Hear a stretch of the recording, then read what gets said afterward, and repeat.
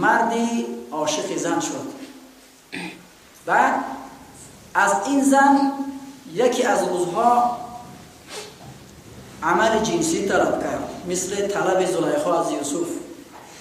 و این زن پاک دامن بود و این قصه را بر همگان مشهور نساخت و آمد آهسته به شوهرش داستان را بیان کرد که فلانی چنین پیشنهاد دارد و هرگاه از پی من است و یک روز این سخن در قشلاق در ده آوازه می شود و من و تو شوهر عزیز شرمنده می شویم، چی کار کنیم این رو؟ گفت من می روم پیش استادم شیخم که بعضی میگن پیش پیغمبر، ولی من در حدیث ها ندیدم، به هر حال پیش مرشدش راهنمایش هر کسی که باشد می روم، با او مصلحت میکنم، چون ما باید در مسائل دین اذا تنازعتم فی شیء فردوه الی الله و الرسول، در وقتی که مشکلات دینی پیش آمد پیش خدا و پیغمبر بروید. حالا که خدا را نمیبینیم، پیغمبر هم که وفات کرده است، پیش جانشینای پیغمبر علمای دین و چنگ میزنیم به قرآن و سنت.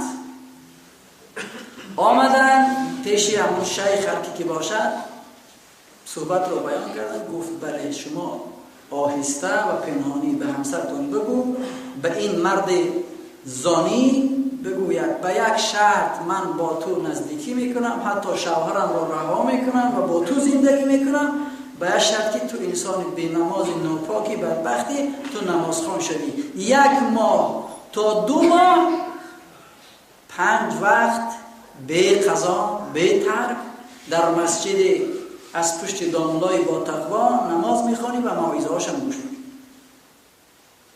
بعد بیام مصلحت میگه باشد فدای تو که معشوقه ما این پیشنهاد داری، نماز خواندن بوده است، ازم بگو آدم بکش، ما عاشق شماییم. به هر حال 1 ماه این انسان از پی این داملای متقی نماز میخواند. حالا به 2 ماه نرسیده این مرد پیش زن می آید. وقتی که پیش زن می آید، زن میگه شیخ استادم راهنمای شوهرم گفته بود که بعد نماز او خوب می شود، حتما خوب نشده است یا چی خبر باشد. وقتی که مرد در کنار زن قرار می گیرد با سر خم با چشمان شرمنده استغفر الله خواهر عزیز من عجب پیشنهادی بدی کردم، عجب خیانتی کردم، خاکم بردهم، پشیمانم، والله که من پشیمان هستم، التماس همین است که این سخن را در هیچ جا لب نگشای که من شرمنده می شوم. من در این مدت که نماز خواندم و مواعظ و نصایح داملا را و علما را گوش کردم، فهمیدم که این نماز چه خیانت، این زنا چه خیانتی است و ما را به کجا می رساند.